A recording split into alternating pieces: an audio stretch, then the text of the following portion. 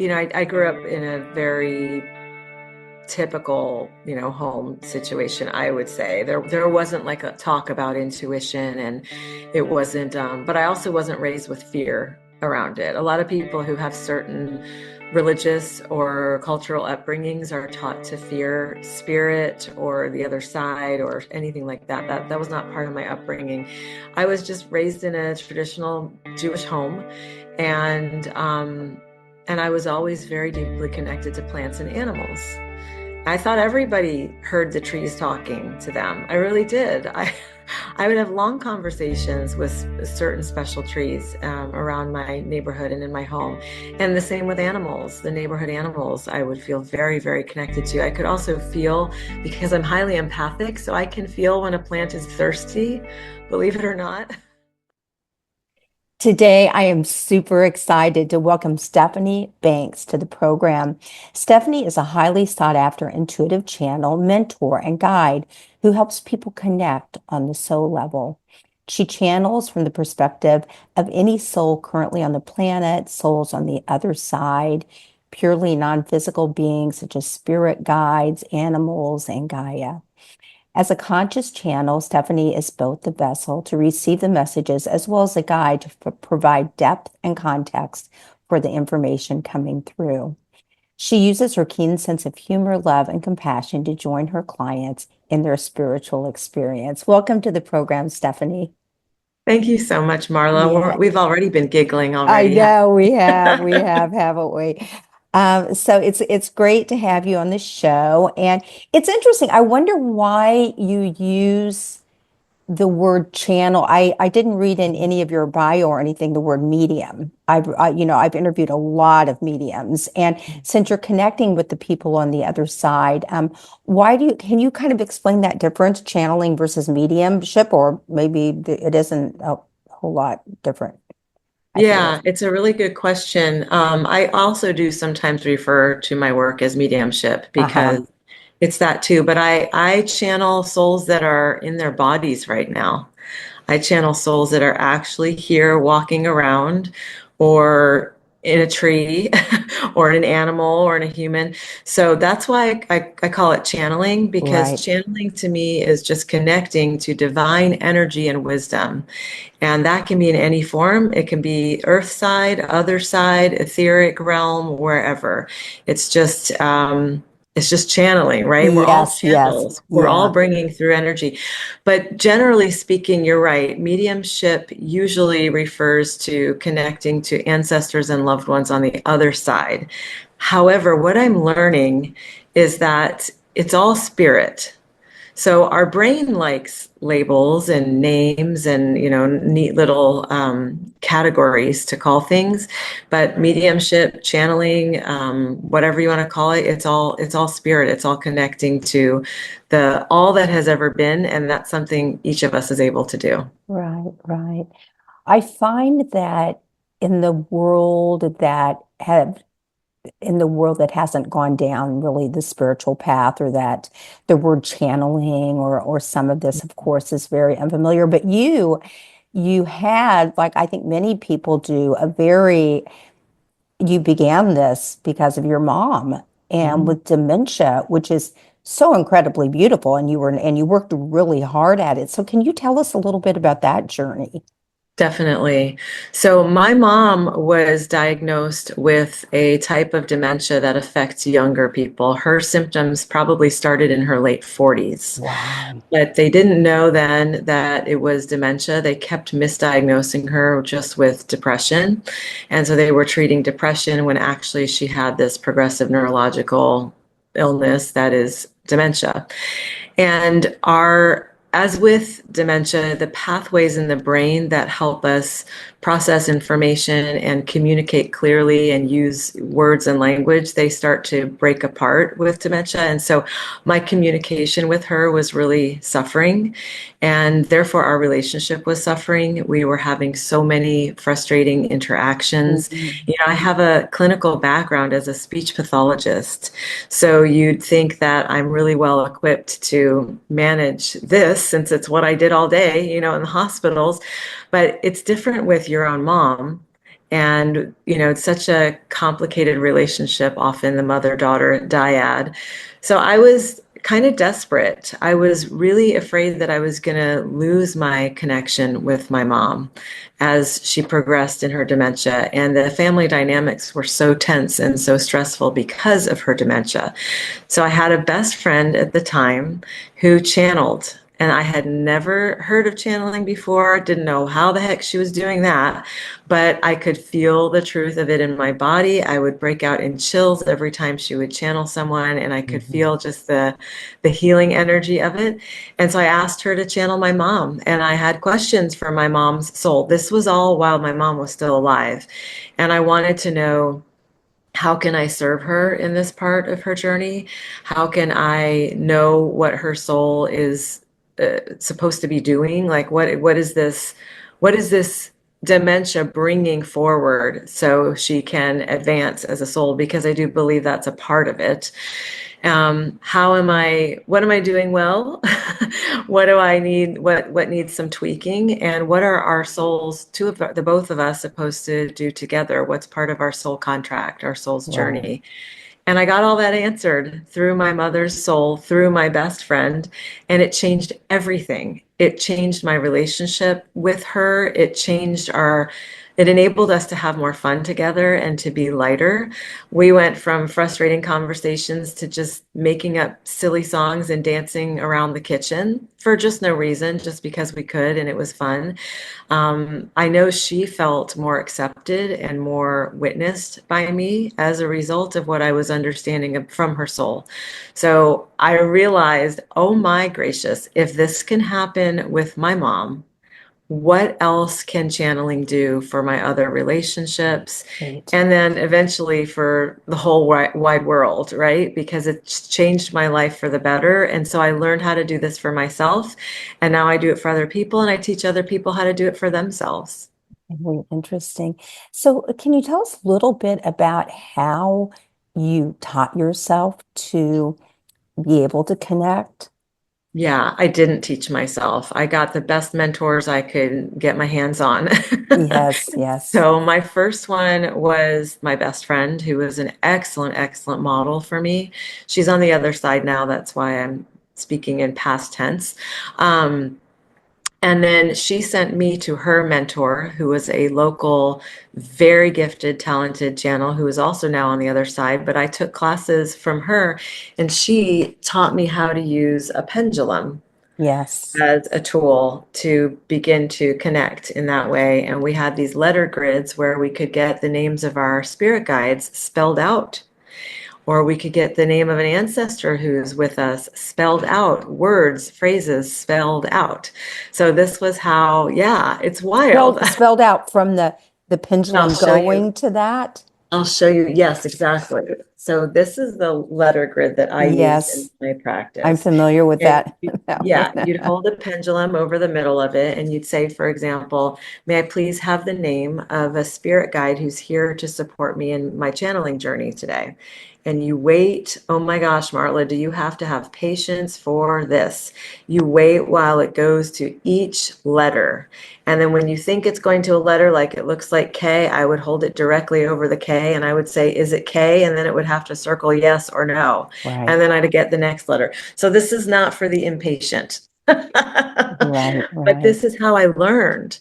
And it really built that commitment for me to dedicate and this devotion to my practice. So I also was trained by Sonia Choquette, who is a world-renowned psychic medium. I went to all the levels of the trainings that she offered at that time. And and at the very moment where I was ready to find yet another mentor, because that's what I do, my Me too. guide, yeah, right? It's wonderful. And my guide said to me, "No, no, sweetie, you're done with your mentors for now. It's time for you to go and serve the people. You know enough." And that totally freaked me out. How could that be? How Right, could it be that right. I was ready? But in fact, I was, and I got some agreements going with my guides that they would bring me the right aligned people, a similar frequency of the natural frequency I hold. And it's been a decade, more than a decade, and it's such a journey. And they always bring me the absolute best clients. Wow. What a story. So when you get these messages from your spirit guides and others, are you sitting in meditation then, or what are you, or does that have something to do with the pendulum also? So I no longer use the pendulum except when I teach others how to use a pendulum. Right. Luckily, my messages come through so fluently and fluidly and fast. There's no way a pendulum would be able to spell all that out. Right. So the way I channel now is if a client wants me to tune into their spirit guides, then I close my eyes and I feel their presence come in, and they give me all these sentences, words, paragraphs, language. Sometimes I'm channeling for 15 minutes straight without taking, practically without taking a breath, to bring all the insights and guidance through that's there. So that's the way I do it. And in terms of my own personal channeling, my guides are with me in the shower telling me things. They're with me in carpool lines telling me things. Wherever I'm a captive audience, they will inform me and play and be joyful and bring lightheartedness and really important guidance that I need. Anywhere Interesting. in the cereal aisle at the grocery store, wherever, Mhm. they're always here. What was kind of your aha moment like? Because as we all know, when you go down this path, trusting that your mind is not making something up, especially in the beginning. So when was your kind of aha moment, or was it just a lot of things? Well, the moment when I heard my guides say it's time for you to use your channeling to serve, I said to them, if that's true, if you feel that I'm ready and prepared enough to do that, then I'm willing. Go ahead and send me clients. Because up until that point, I had only channeled for friends and family. Mhm. And within 30 minutes, I got a call with my very first client that I did not know, who was sent to me by my esthetician, who told this woman, you just have to call her. I'm not going to tell you what she does. You just have to get a session with her. So that was my aha moment, to have agreed with my guides, okay, I will serve, and have them send me a client in 30 minutes time Wow. is astonishing. And in terms of like the trust, trust is a practice. I don't think it's like either here or not here. I think that we build that. And I have Yes. over many years built trust with my higher self, with my spirit guides, with the communication and connection I have with my ancestors, with my abilities as a channel. But again, this is not just me. We're all channels. This is just the way that I do it. And it's an ongoing process, but now I fully trust it. I don't doubt. I just have learned how to get out of my own way. And that's the key. Yes, definitely. So we were talking a little, well, thank you for that, first of all. So we were talking about before I hit record about the telepathy tapes. Everyone knows that I'm like totally into the telepathy tapes now, and everyone should just run and listen to them. And I interviewed Dr. Diane, who really began the whole journey. And you being a speech pathologist, of course, a lot of the speech pathology people are involved in working with, for those of you that don't know the telepathy tapes, it's about nonverbal autistic children, and some of whom are savants, but the communication between them and the world and the prophecies, and basically that parents have been told all these years that there's nothing inside, there's nothing there, and there never will be. And this just blows that all apart. So, anyway, run out and listen to that. But what your work, I heard you on an interview with children. Can you just tell us a story when you've used kind of your intuitive abilities or channeling, and it has helped a child or helped a parent with a child? Yeah. I mean, this is a large part of my client base are parents who have kids of any age, sometimes even adults, grown children. and they want to do what I needed to do with my mom. They want to know how can I serve you? What do you need? How much, tell me, guide me. I want to be here to support you in your journey. So sometimes I'll channel for parents of teenagers who, just given their developmental stage, they kind of have shut down their communication for a period of time, and their parents are really grappling with, how do we know that they're okay? Are they okay? How can we Right. connect with them? And when you go to the soul level, which is what I do when I'm channeling, I bypass all the nonsense, all the personality stuff and all the things the layers that we put in front of things. And we go just to the soul. The soul will tell us, this is what I'm here for. This is what I need. This is where you're helpful. This is where you're not. Um, and that alone is enough for any parent to be like, oh, okay, now I can choose. I can choose how to show up in service to you. I can choose where that fits in the structure of our family or our dynamic. There's been tremendous healing. Um, I have channeled for a client before well, actually many clients who have adult children dealing with addiction. That's incredibly painful Mhm. and dividing, right? It's very hard to talk about trust. It's very hard to trust each other. And for the person with addiction whose behaviors are occurring in a very challenging way to preserve that. But when you go to the soul, you cut all of that out Mhm. and you get just to the essence of the person, which is love and again what they need, and you get to ask their soul anything. So channeling has also been helpful to parents of young children. I had a family, the mom and dad were on the phone with me, and they had a 3-year-old that completely just stopped sleeping in their bed and was keeping them up all night climbing into their bed with them. And so they wanted to hear, what can we do? How can we help her to sleep again? How can we help her to feel comfortable in her room again? And so the soul will illuminate that. And that was incredibly helpful for them. And within a short period of time, whatever, I don't remember what I channeled because this was a long time ago, but whatever came through was so useful that everyone got sleep again. Right. Wow. What was your childhood like? Were you an intuitive? Well, all children are intuitive, but Yeah.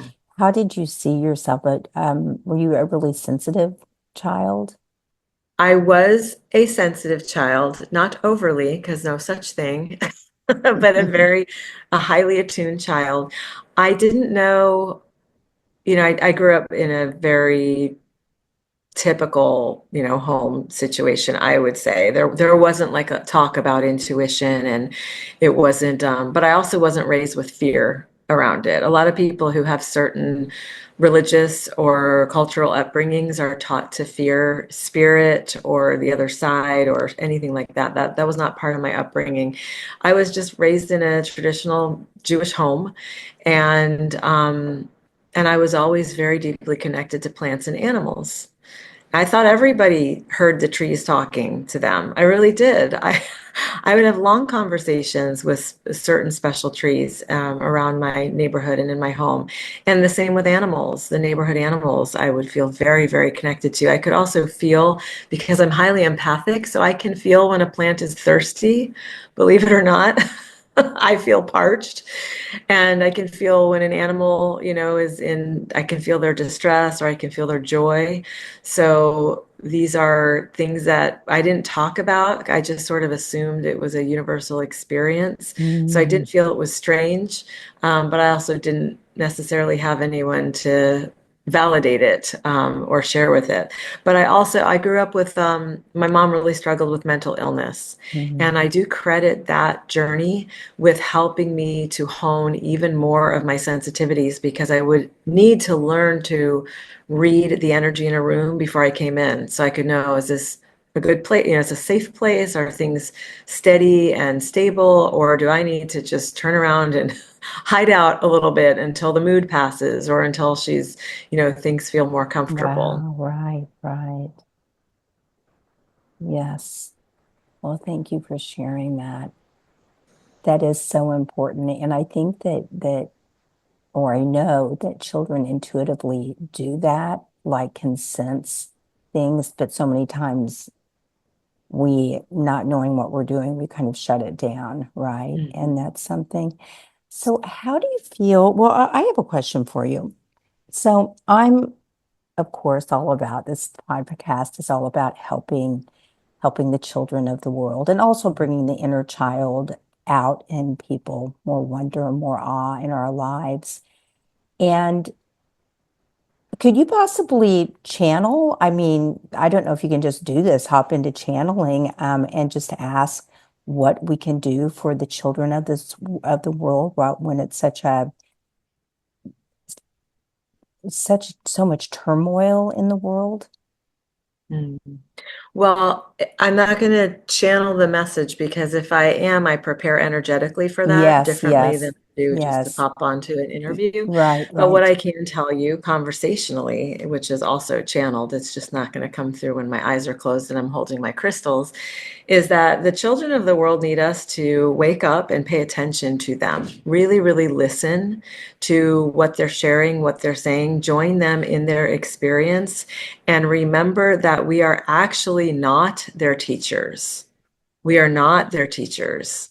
They are ours. Hmm. And we get lost, especially parents. And I'm guilty of this myself. We think, oh, we're in this authoritative position and we know what the best thing is to do. No, we don't. That we are in a time of great unlearning, and all the structures and hierarchies that the humans have come to believe is the be all end all. No, that's actually brought us to this breaking point where human behavior has caused deep destruction to the planet, to ourselves, to our everything.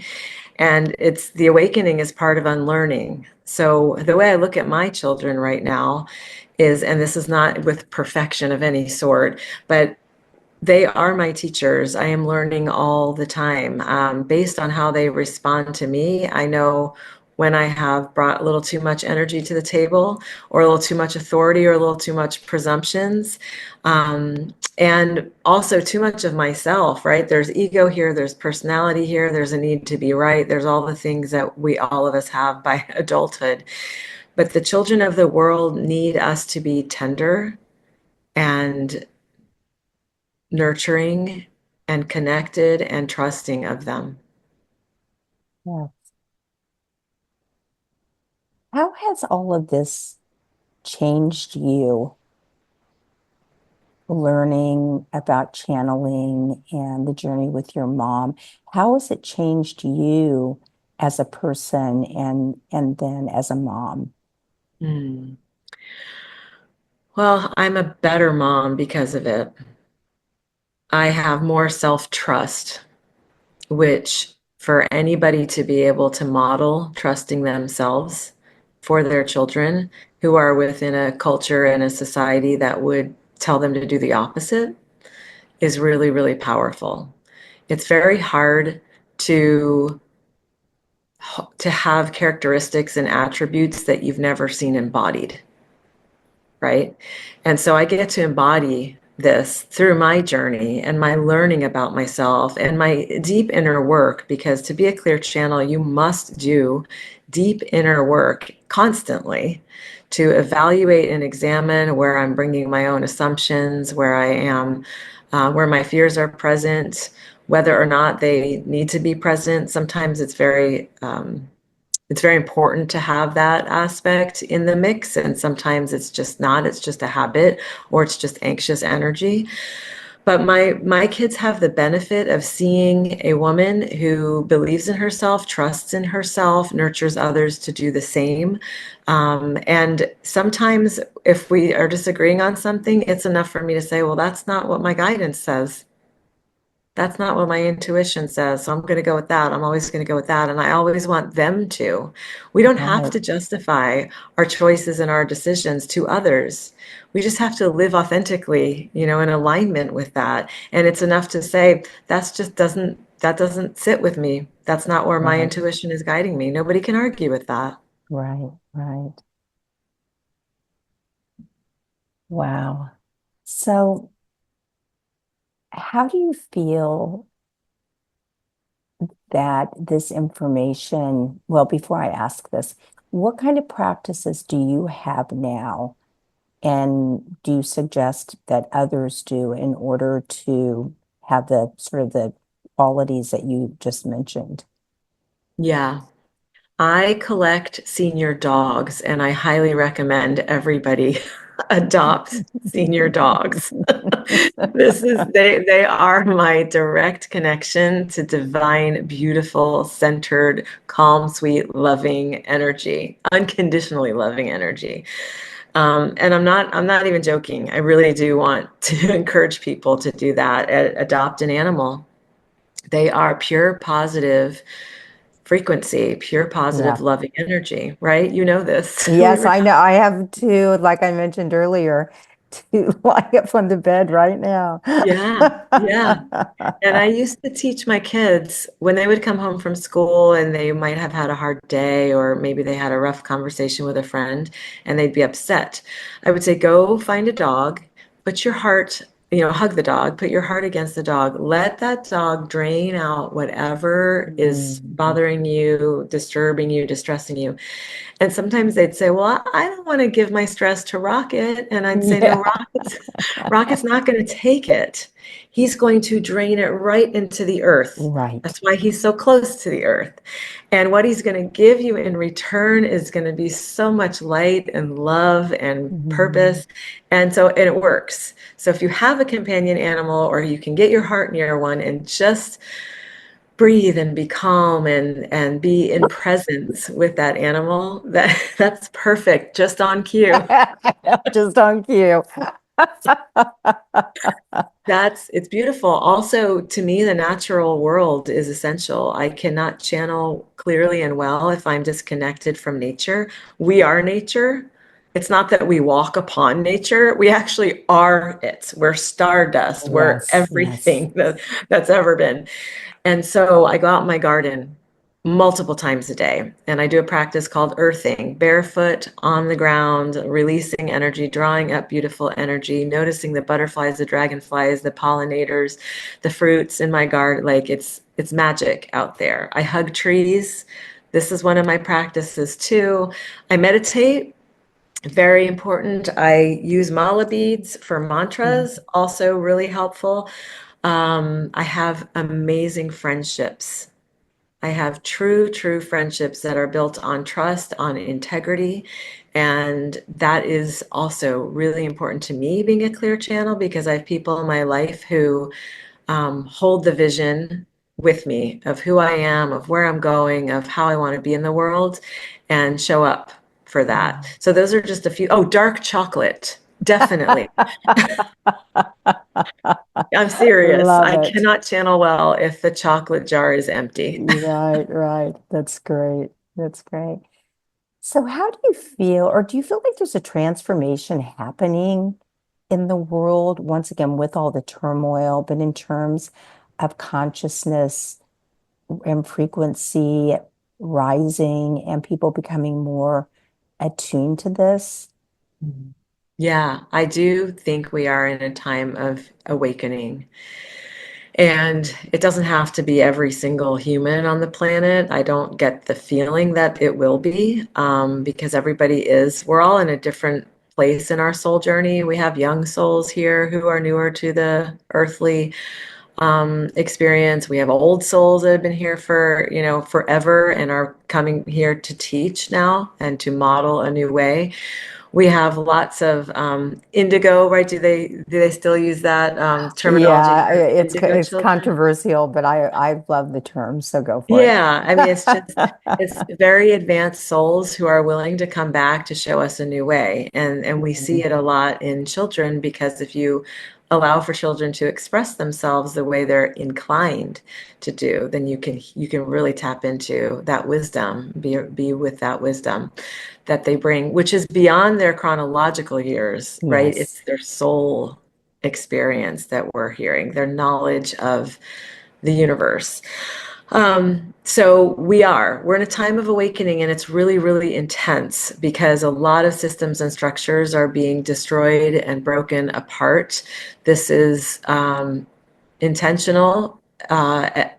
for the purpose of destruction, sometimes just simply destruction, sometimes greed, but it's also intentional because it lets us see what's true under the surface that might have been a facade that we've just come to accept as real because it's been repeated enough or we've been taught to believe it as such.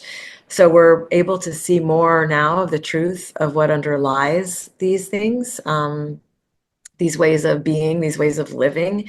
And now we have a choice, and we have to make a choice, and we have to um, make the choice that is in alignment with all life for all time. It's not about humans at the top of a hierarchy. I have never believed in that. Yes. We are but one species. We share the planet with billions of species, and we're losing them by the blink of an eye because of Mhm. human behavior. So we have to show up to our responsibility to be stewards and caregivers, caretakers, protectors of this beautiful planet and all the life upon her. Well, Stephanie, thank you so much for coming on the show and sharing. Is there anything you'd like to say that we haven't covered today? I don't think so. If people want to check out my website, Yes. it's soulinsight.com. I would also mention there is someone else with my name who also channels.